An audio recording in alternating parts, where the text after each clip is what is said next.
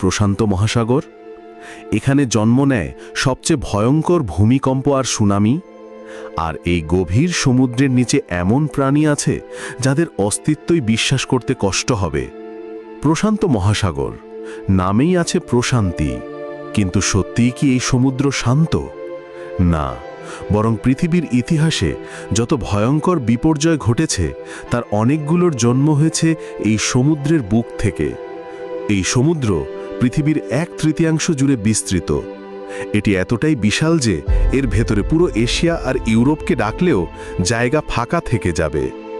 কিন্তু সবচেয়ে ভয়ঙ্কর ব্যাপার হলো এই সমুদ্রের নিচে লুকিয়ে আছে আগ্নেয়গিরি, ভূমিকম্পের ফাটল আর মৃত্যু ঝড়ের রহস্য। প্রশান্ত মহাসাগরের মাঝেই আছে তথাকথিত দ্য রিং অফ ফায়ার, একটি এলাকা যেখানে প্রায় 75% সক্রিয় আগ্নেয়গিরি অবস্থান করছে।